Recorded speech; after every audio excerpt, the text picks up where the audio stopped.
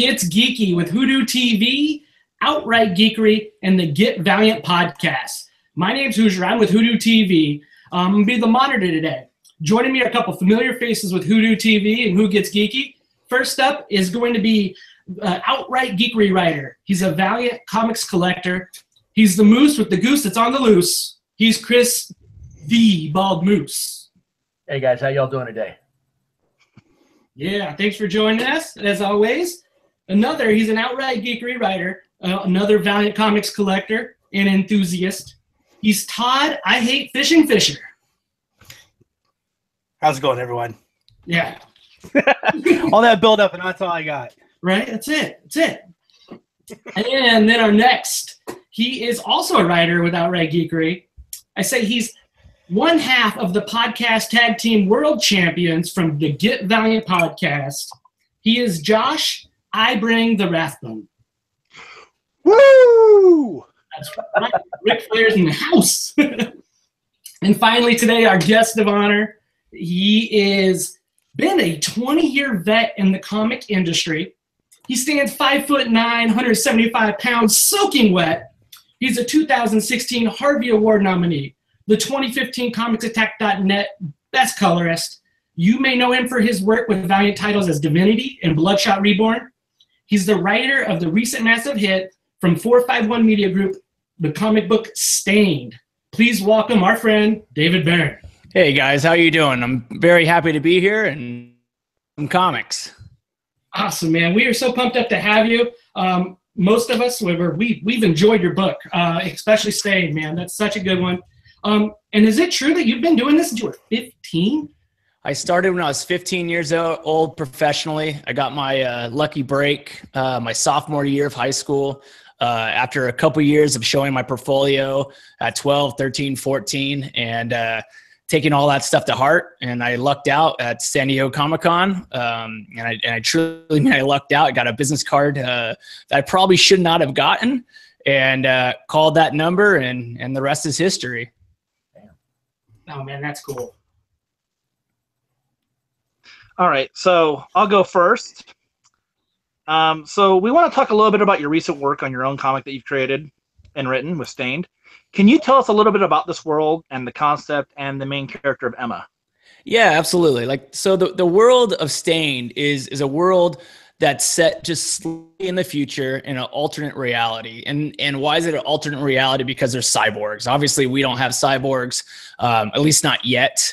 So who knows? Maybe this will be one day our reality. But it comes where there is a catastrophic event, an event that I don't talk about. I kind of let the reader imagine it a bit, where there is the world of cyborgs, where you have the haves and have-nots. Basically, everyone is a cyborg, whether you see it or not. You have the rich that can afford nanotechnology, carbon fiber, synthetic flesh, and then you have the poor that can't afford anything, and they're referred to as stains. So it's a derogatory term that is meant to keep them down. And so in this world, Emma is a stain fighting just to, be normal for the most part, quote unquote normal. And she tries to find any jobs that she possibly can, and she finds that she is best at finding stolen or lost things. It's a job that suits her. She doesn't really have to talk to people. The main character, Emma, is a lot like myself, where she can talk to people. She can be outgoing, but in reality, she finds her most natural habitat in a quiet atmosphere, maybe one-on-one or those that she can truly trust. Well, that's cool. Emma's just such a great character, very intriguing. You definitely get a connection with her right away, especially in issue number 1, and just getting that feel of her when she cooked breakfast and threw it away, whatnot. What's your inspiration for her in this world? I think the inspiration is just life itself. I think a lot of writers, say things like that, and maybe it's a bit cliche, but in reality, it's very true. A lot of work is representation of the writer's life or how they interpret life. One of the ways the book came to be was, what type of comics do I want to read? What type of comics did I like growing up? And can I do a modern tale? It's not that I don't comics that are out. I do.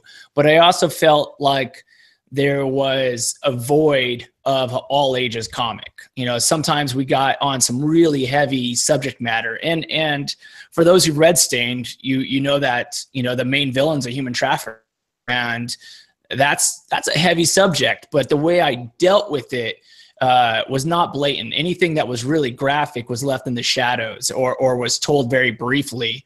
The two darkest panels in terms of subject matter were also completely in shadow. They were left, you know, completely solid black or almost solid black, with just enough to let the mature reader know what's going on, but just keep it in mystery for the immature reader that might have got their hands on this book. I was confident that I wanted to tell a story that anyone could read, whether, you know,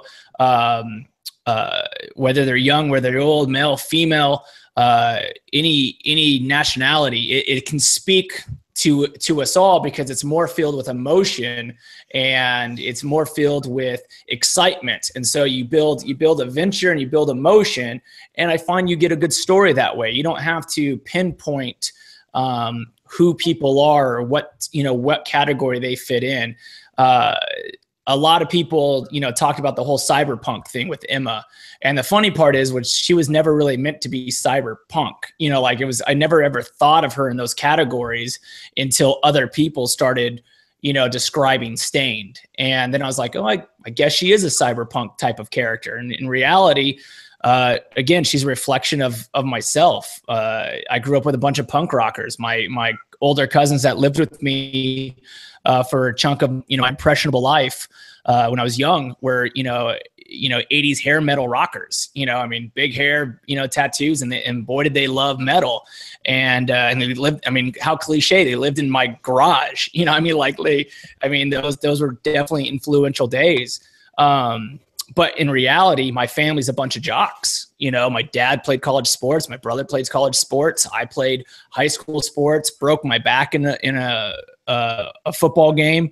So that ended my sports. But you know, I loved basketball. I as you guys know, we'll, you know, maybe touch on it later, but I coach soccer.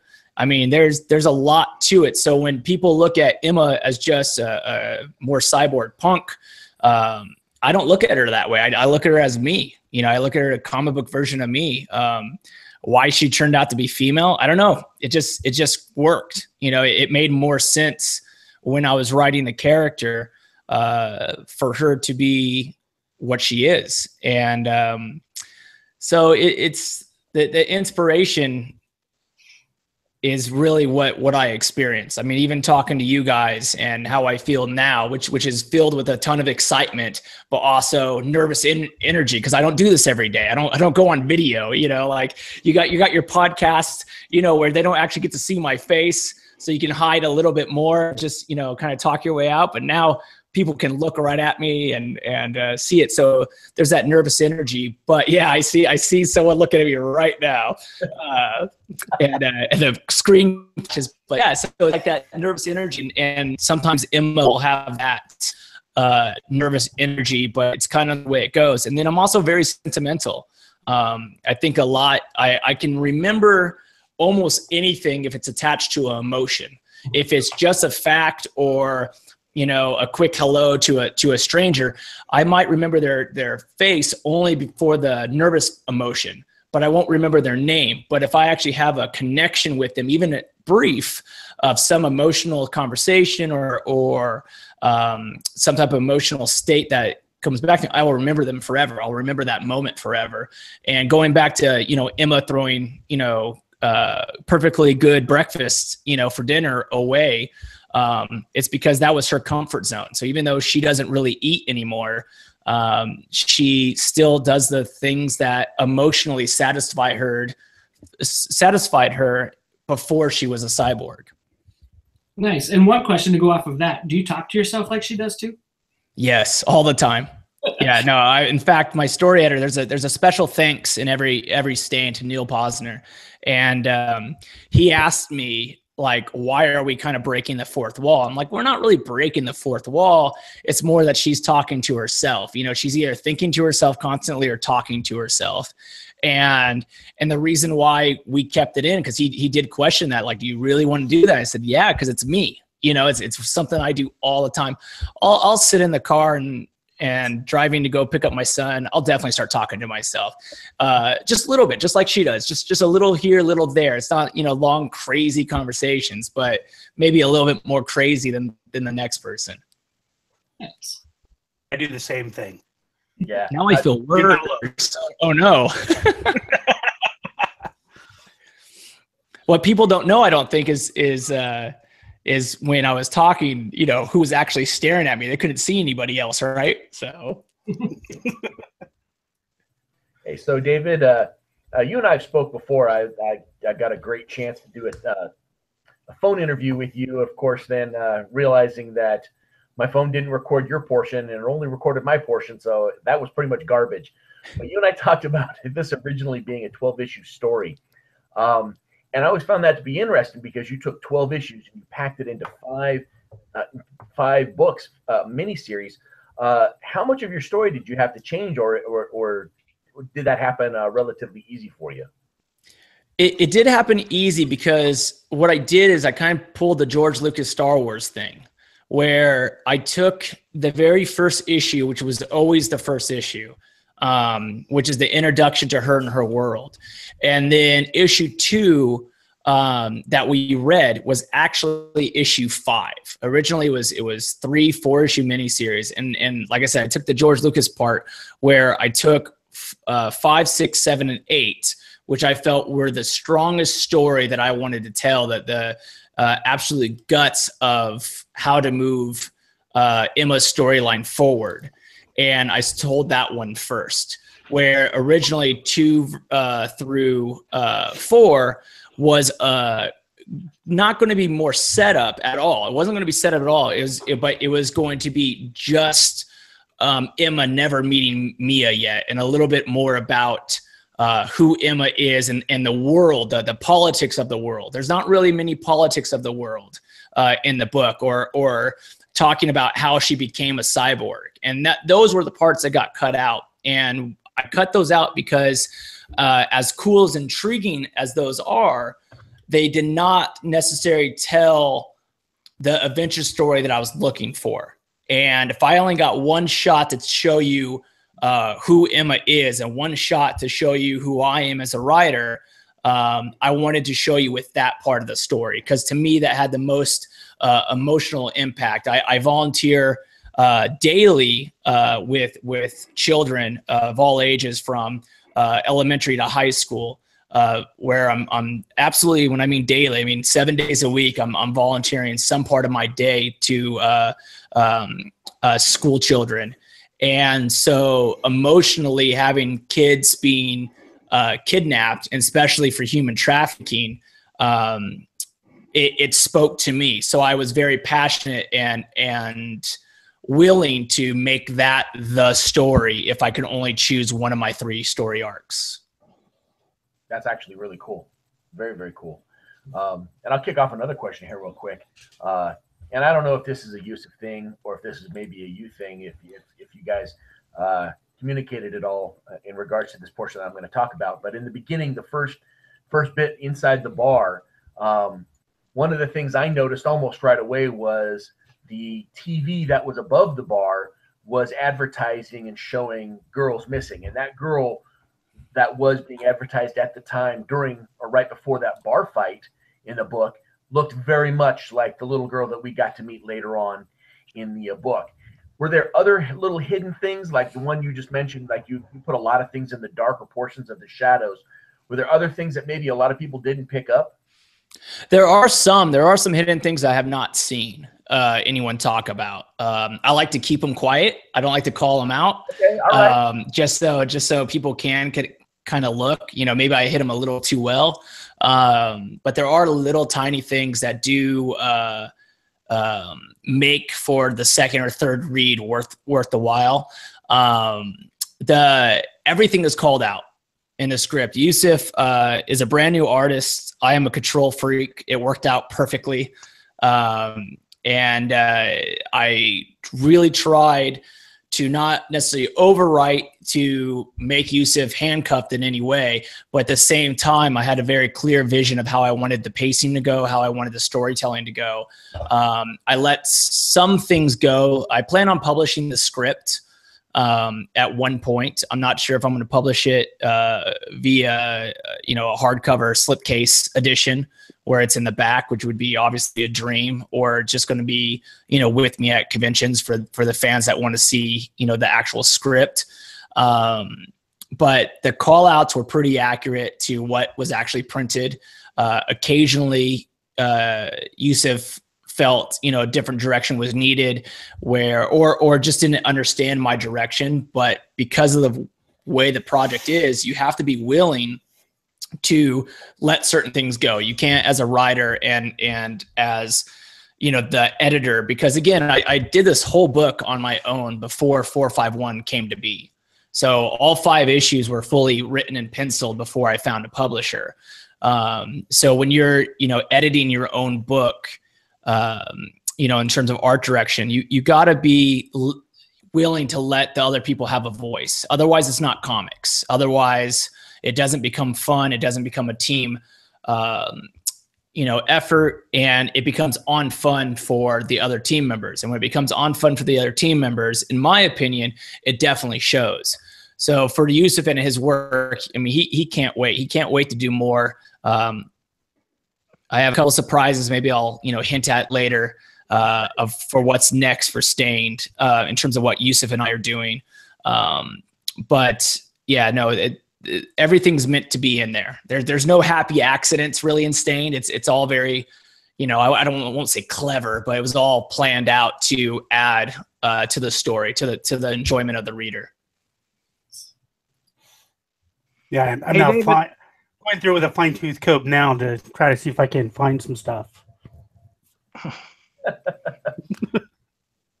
Hey, David, I'm curious, how does your history as an artist and colorist in comics, how does that affect how you write?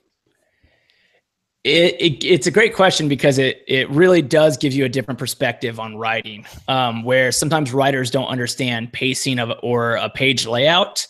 I understand how much words I can put into a page. And I remember I have one really busy word balloon page, and it caught everyone's eye. Ooh, that's a lot of words. And I remember comics in the 80s where, or even working with Alan Moore when I was lucky enough to work on America's Best Comics with Alan Moore, where no one cared about how many words were on a page. People wanted to have dialogue. They wanted to read. They didn't want to just flip through a picture book. They wanted to be a part of a story. And, but in the modern day comics, it gave me a sense of how much to put on each page, what to do. At first, I thought I was underwriting a lot. And then when the final, script came out with the letters by Simon, I realized, whoa, there's a lot in there, which I was happy about, because I wanted to give everybody a good read. One of my best compliments was from John Layman, the creator of Chew. And he's talked about how the book was clear. It was very easy to understand what was going on. And I didn't overwrite different scenes. So I think a lot of people feel the need, especially new writers like myself, feel the need to write dialogue during a fight scene. But one thing I didn't do, we might have had Emma talking to herself, but I didn't write a bunch of dialogue when they were fighting, because I don't know about you guys if you ever been in a fight, but you kind of talk before or after. You don't really talk during. And maybe there's a quick break in between the fighting where you might say something, but then you're kind of right back to business. And so one thing that I think the art side really helped was just a clear understanding of storytelling. I mean, I've learned from the best. I mean, it wasn't directly, learned, but when you read, 50 Alan Moore scripts and another 50 Warren Ellis scripts and, so many more, you learn a thing or two about pacing and how to write a good script from Jeff Johns to, John Layman. You learn them, you learn the different styles, and I like to think that, Jeff Lemire, Matt Kent, Robert Venditti, all the art writers that I've learned or that I've read and worked with, and all the artists that I've worked with have kind of taught me about comic book pacing. Nice. Nice. Josh, go for that one that you had there. That's a good one. Okay, I saw that Chris had one, but I'll go ahead. Yeah. How did Stain end up at 451? 451 is a funny story. I definitely believe things are meant to be. I don't know about you guys, but good or bad, life has a funny way of coming together. Even when you go through a dark path. And like we said at the beginning, I've been in comics for 23 years. I've been working exclusively for DC Comics for most of those years, on some of the biggest books in the comic book world.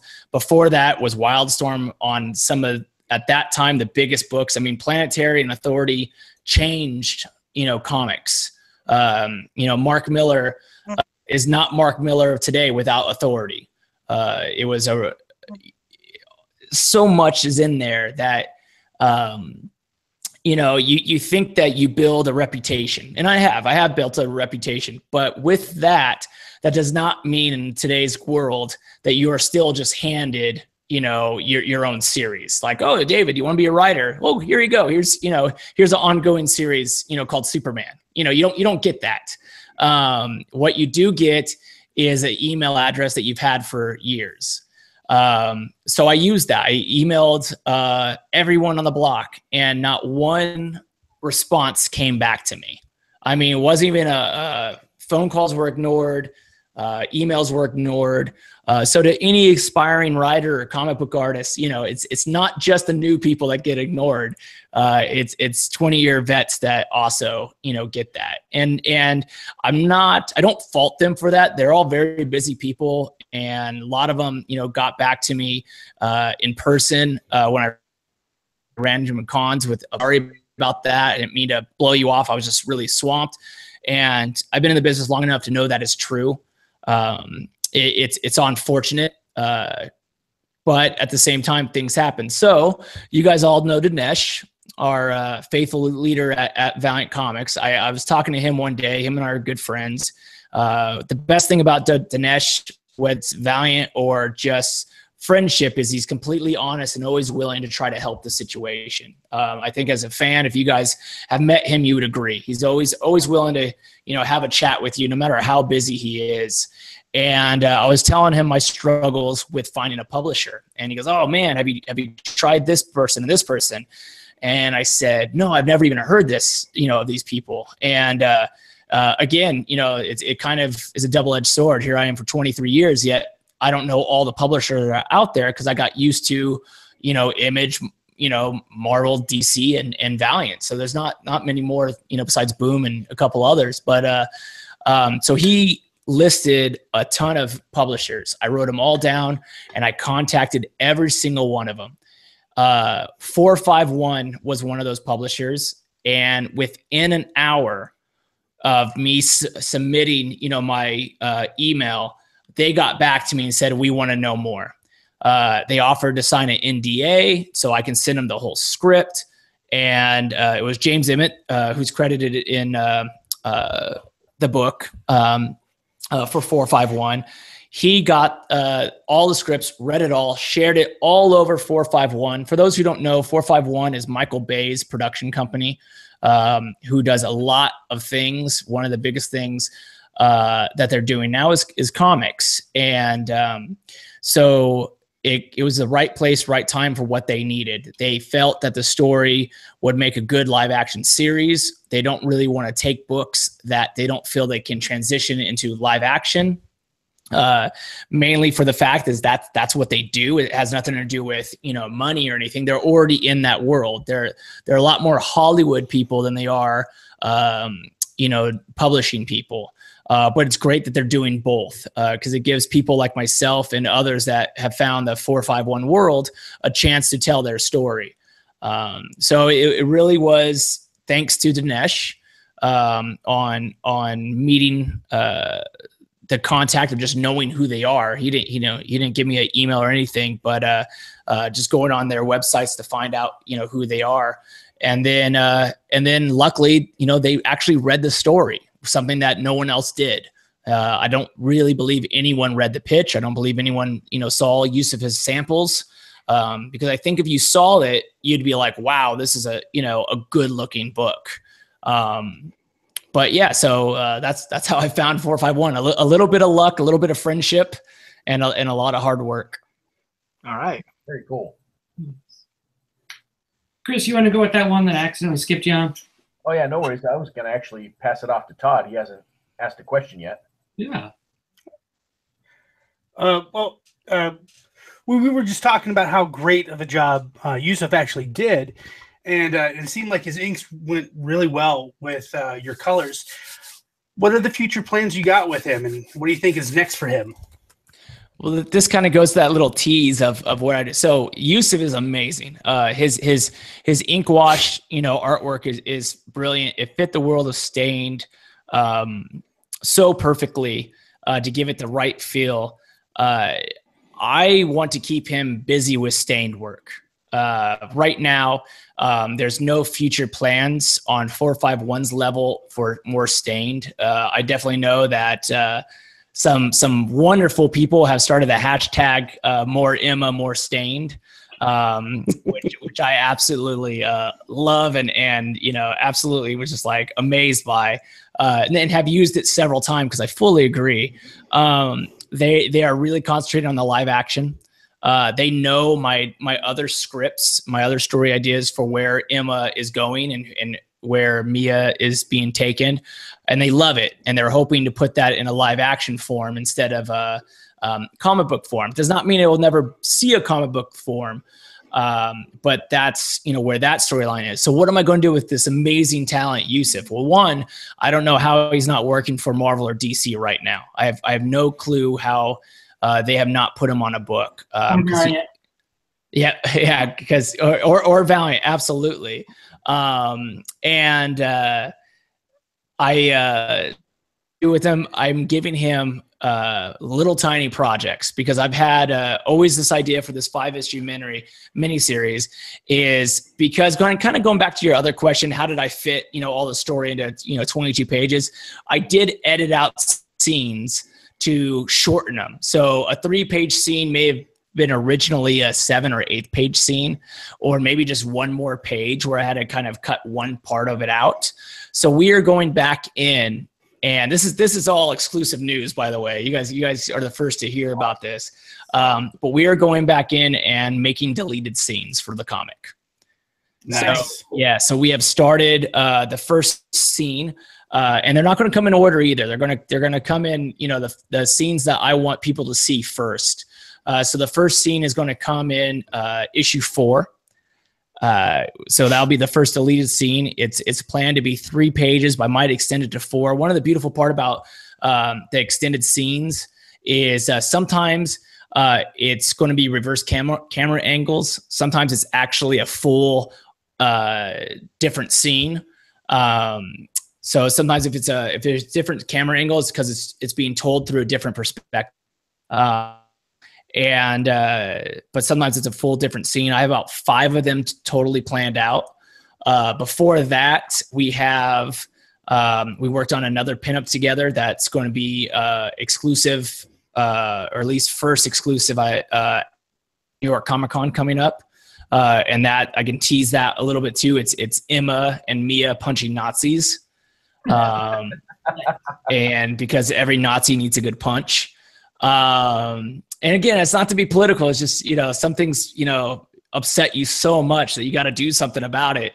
And, in reality, what can, a comic book character do, but, show itself on paper. And if that's what, Emma can do, then, that's what we're going to do with Emma. And, so that will be, out on social media soon, so people can see that. I might make a pre-order where people can, you know, get posters shipped to them. But I think it's going to be, it's definitely going to be at New York Comic Con. So that artwork's already in. I'm going to do a video. I haven't colored it yet because I'm going to do a video of me coloring it, so people can watch how I color Yusuf. So that's our plans right now, me and Yusuf, to keep staying alive and going until the next project can be out there. We're going to probably release a deleted scene maybe once a month, but I'm thinking once every other month a deleted scene will come out. Okay.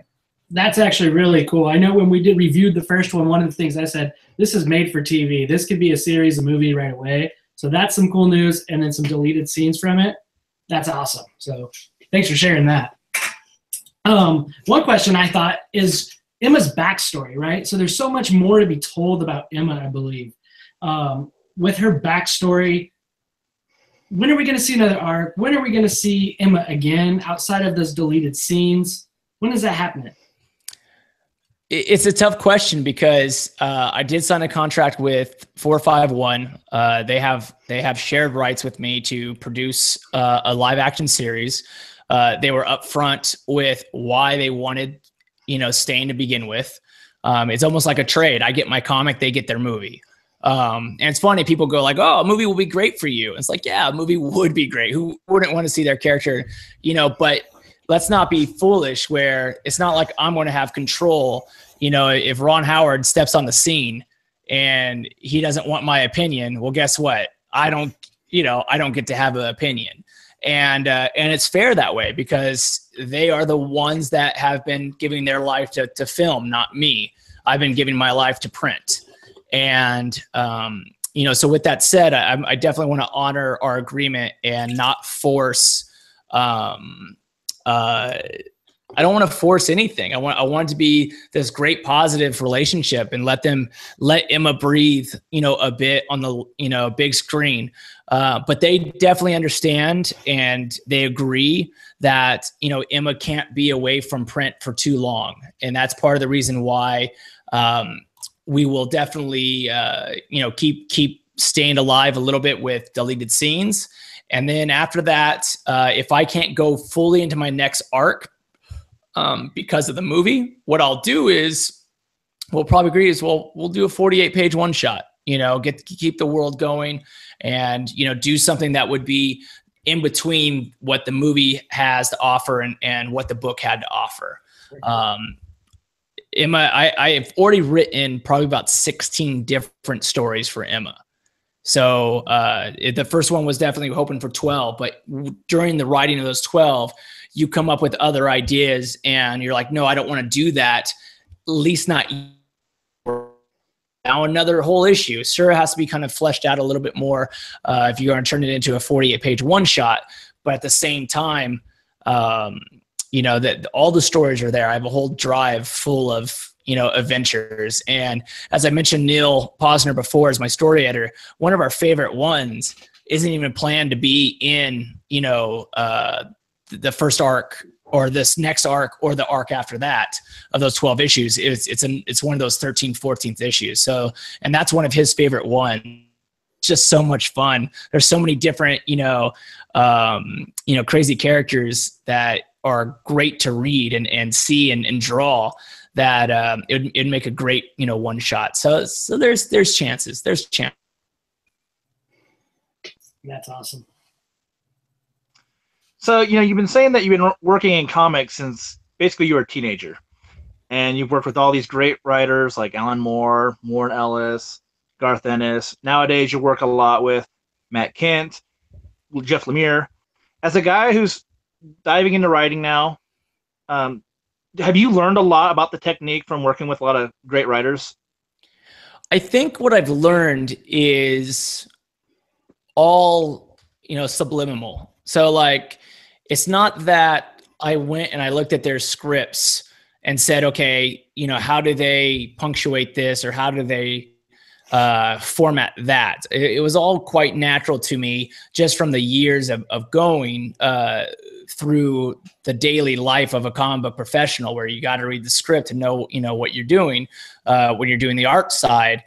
And So when I say I learned from them, it's nothing direct. It's nothing that I studied. It's just that I experienced through my life. And as I said before, there's always that emotional connection. So spending a ton of hours on a book like Divinity, I'm going to get to know Matt Kent. You know, Matt actually jokes all the time that I know Divinity's character better than anyone else, because I read Matt's scripts.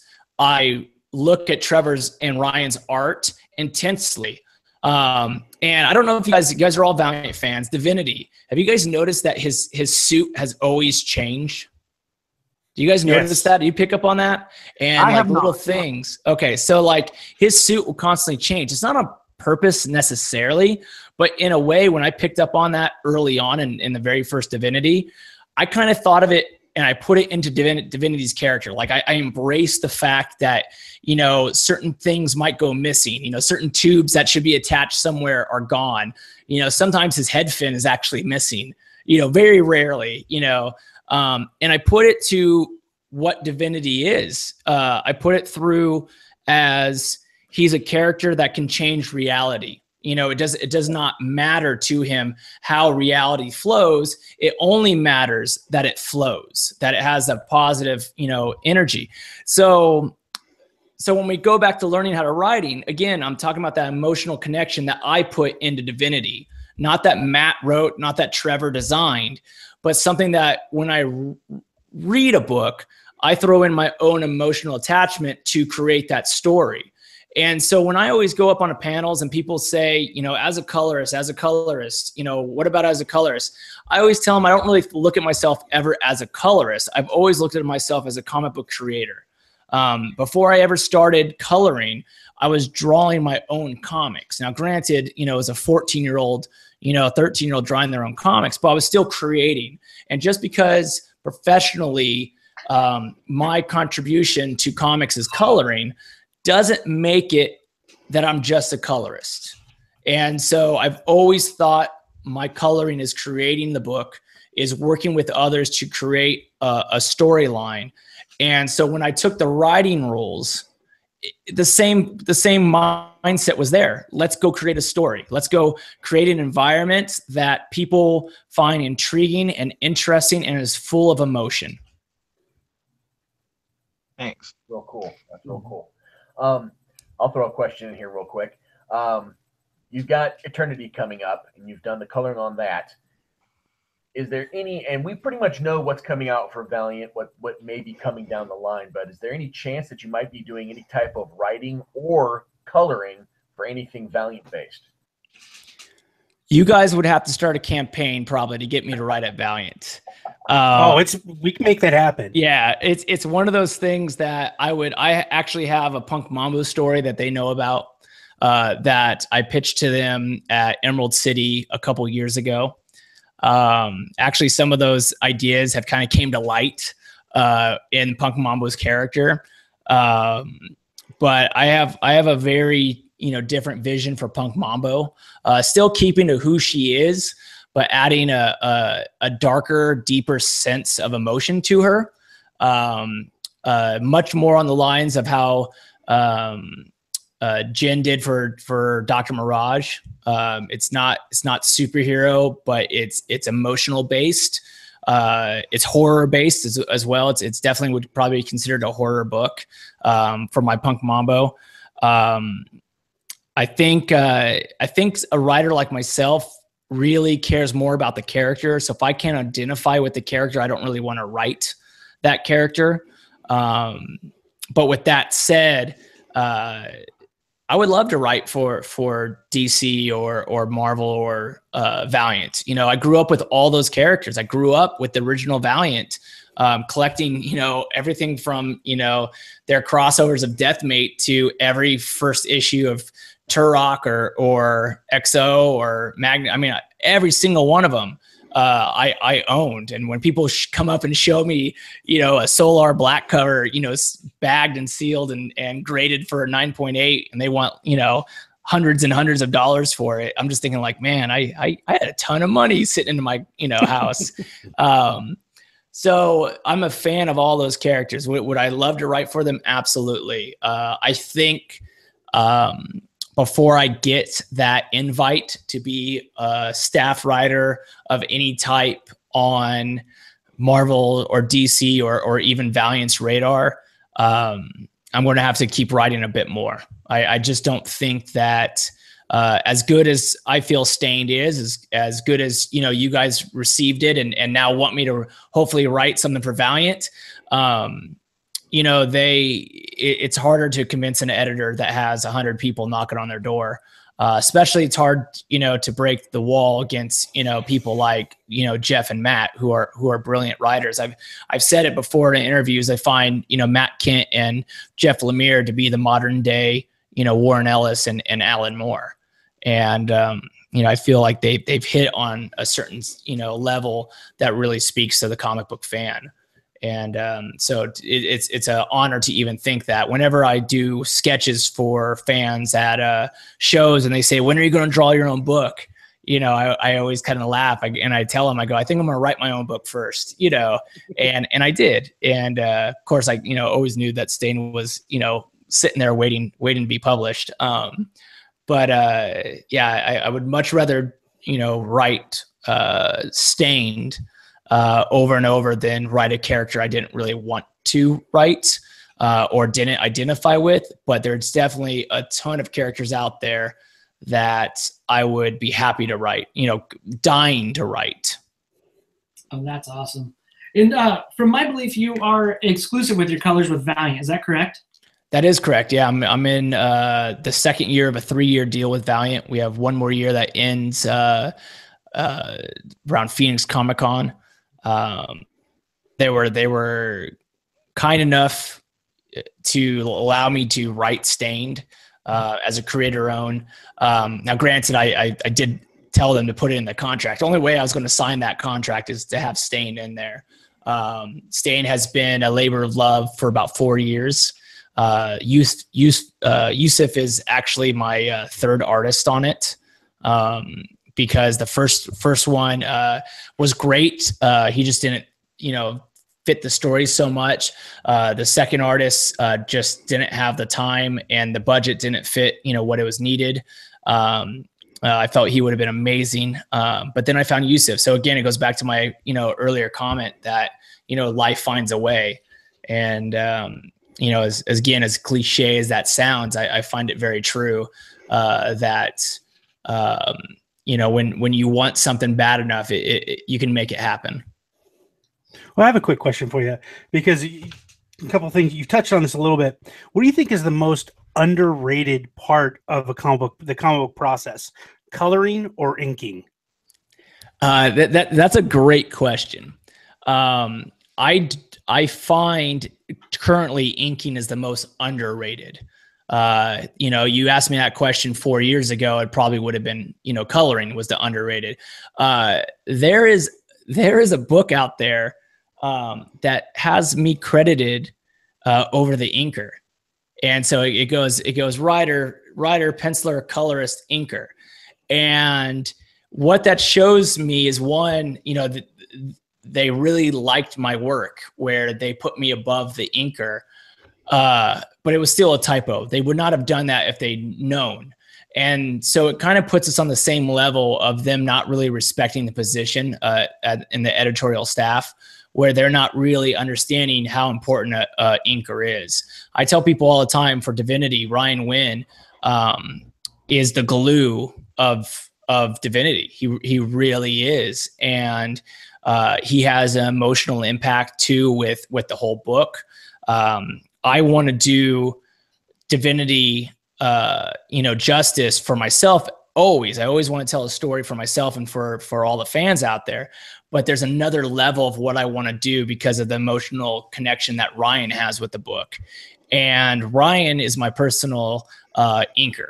Anytime I draw something, he is the guy I go to and I say, will you please ink this? Because not only do I value him as an artist, but I value him as the role of what an inker can do. So like him as a person is amazing, but what the role of an inker is and the specialty behind it is something that I have not taken the time to figure out myself to really contribute to a comic book. I think I could do everything in a comic book but ink a book. That's the only thing I can't do. I could trace, but Ryan doesn't trace, like I can go in there, I know we all laugh because that Mallrats thing and, or Chasing Amy and, with being a tracer, but like Scott Williams, Jim Lee's, inker, he is not a tracer. That guy adds so much to Jim's work. And Ryan is right on par with Scott Williams in my book. What he does over Trevor is amazing. And what he does, anytime I pencil something, is amazing. And people, again, have to realize Ryan himself can write. Ryan himself can pencil. He has his own book, Death Betty. That's his fun, passion project. I highly recommend people look, for Death Betty, online, because it's amazing what comic book talent offers. People shouldn't typecast anybody in comics because, Wildstorm, Wildstorm's receptionist, he wanted to be a penciler. He started out in coloring.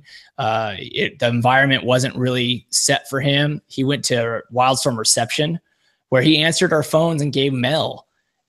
He's now a famous artist. Like, I'm not even going to tell you his name, but like the dude, has his own books, has his own, children's line, has his own, everything. It's just amazing how you can't underestimate people. That's for sure. Absolutely. One thing that we got to see a little bit in some of the previews has been the Eternity previews. And I was saying that looks like a Jerry Garcia trip. Those colors that you're using on that is amazing. Can you spill any beans on Eternity for us?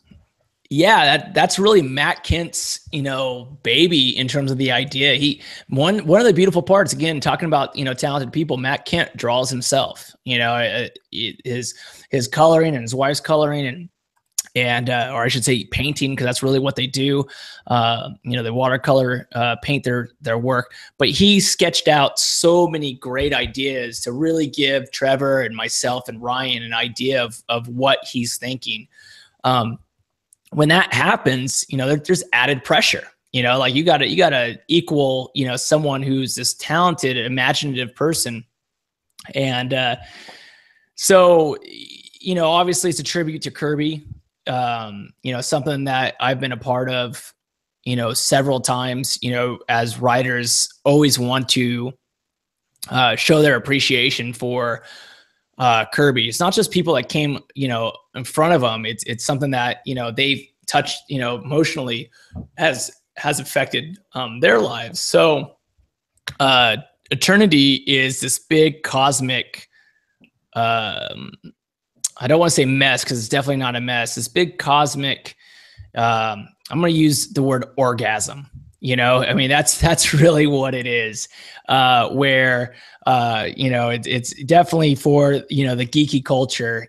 Because not everybody understands why we might love that type of work. If I showed my wife and talked about Kirby, she wouldn't know who Kirby is. She might think it's that white round video game character, and it's nothing of the sort. So the colors are all inspired by Matt's writing, his suggestions through his own artwork, his creativity, and so we just try to keep matching it. And then again, I still use the spirit of what Divinity is, where things might be ever changing, and I embrace the ever changing.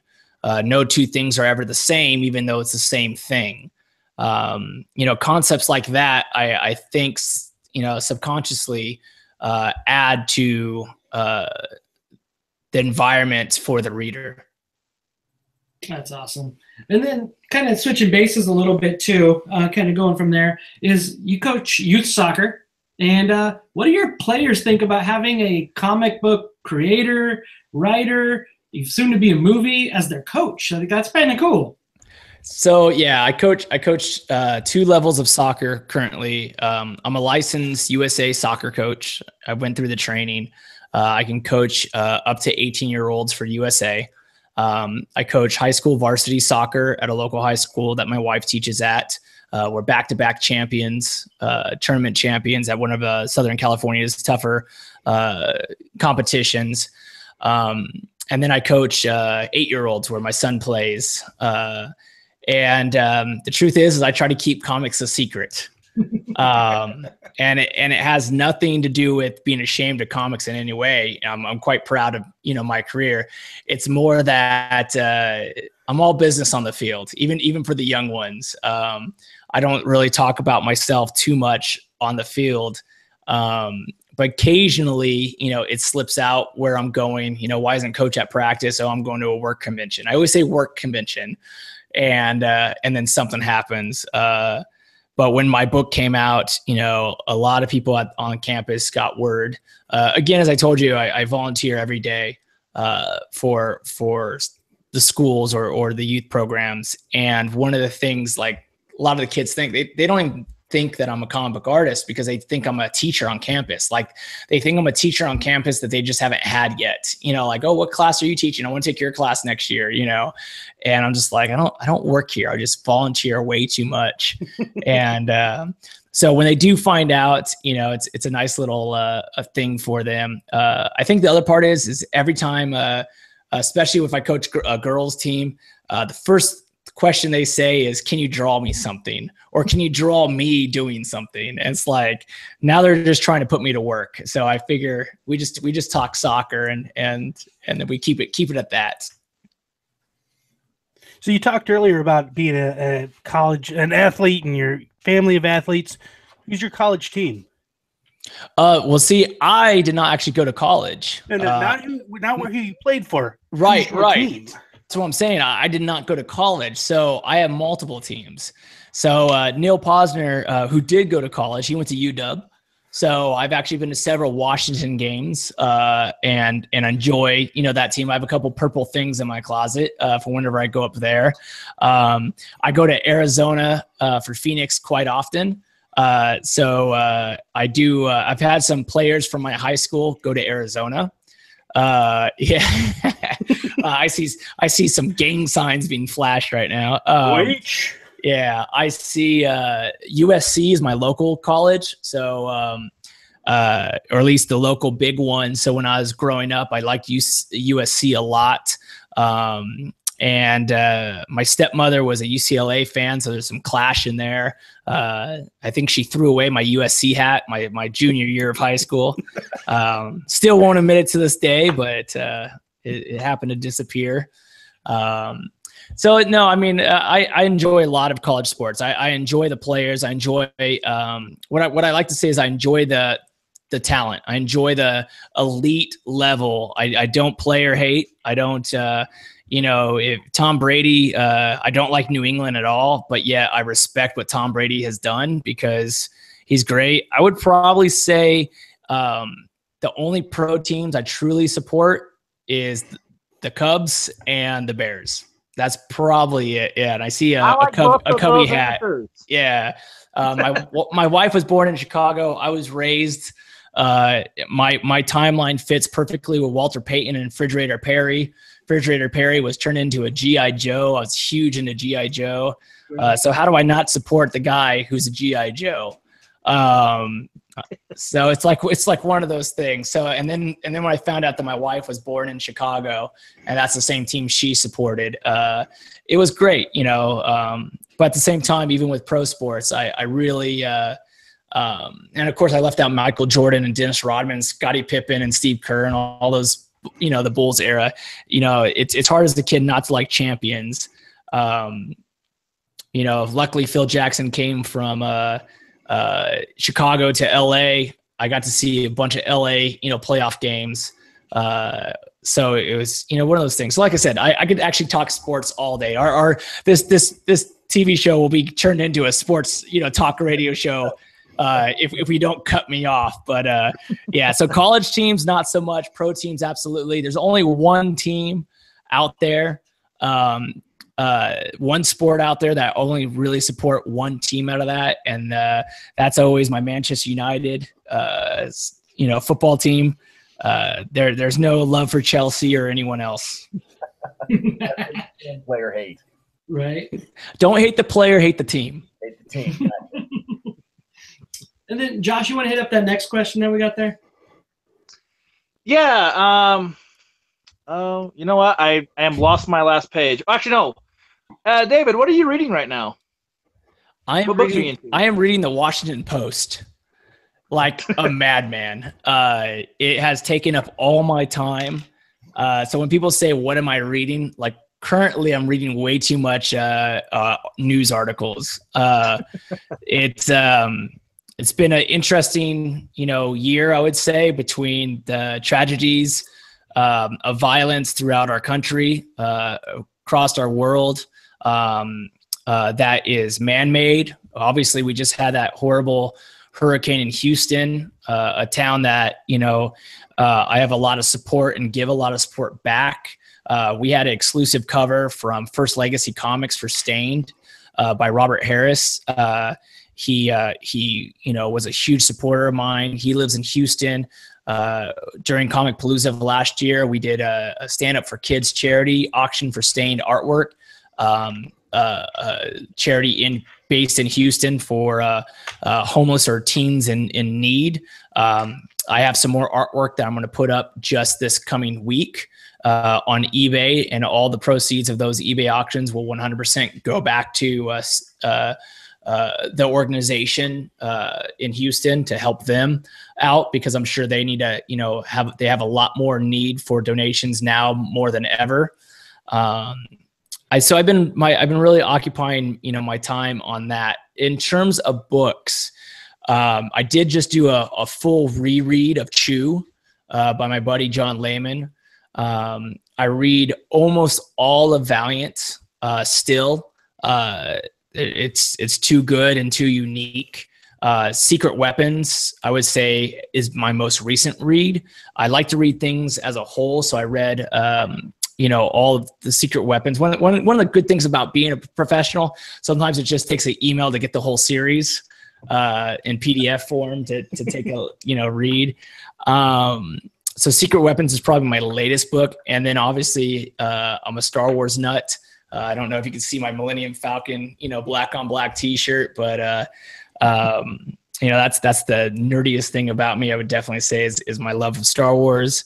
So reading all those books as well. Thanks. Well, piggybacking off of that, favorite Star Wars movie. See, that is a conversation to get me into a fight with other Star Wars fans, because they're there's a lot of passion when it comes there.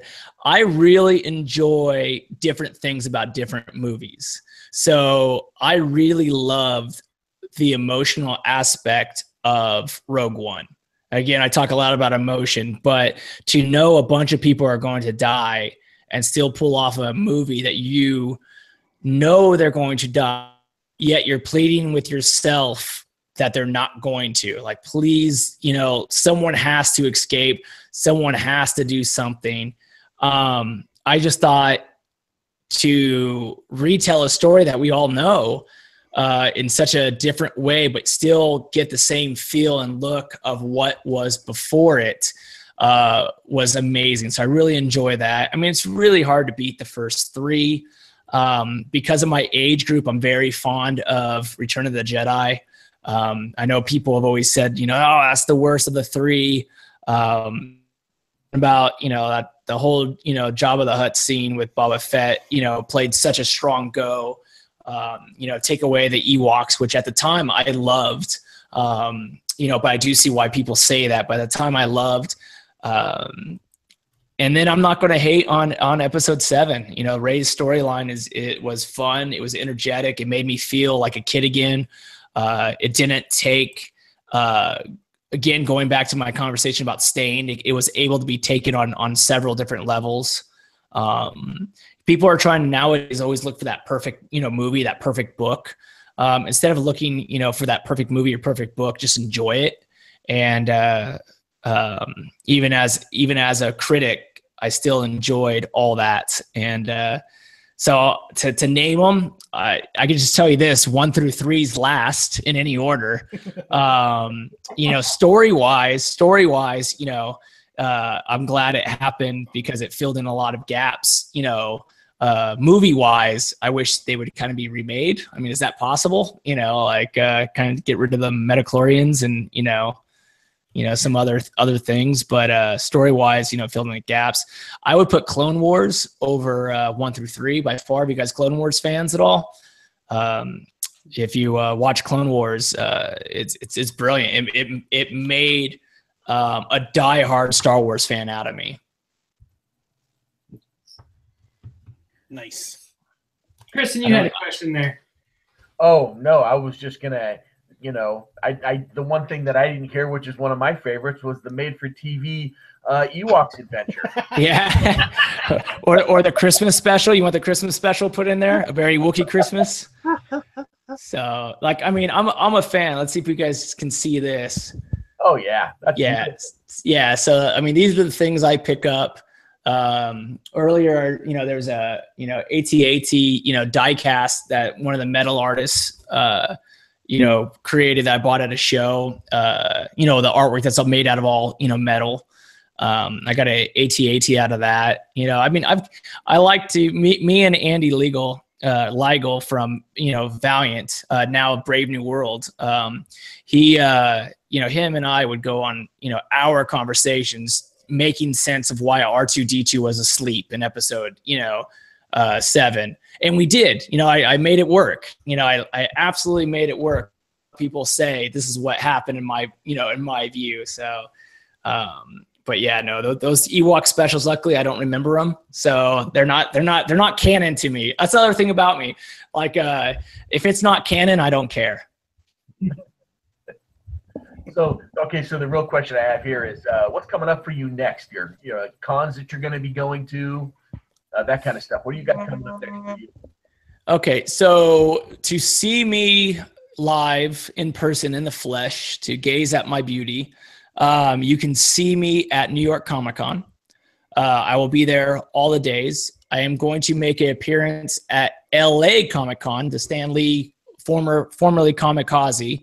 I have soccer that week, so I will miss the Friday and first part of Saturday, but I'll be there Saturday and Sunday. So New York Comic Con and then LA Comic Con, hitting both coasts.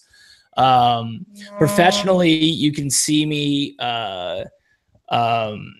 in, let's see, what books can I actually announce? There's a couple coming up that I can't say, but you can see me in Eternity.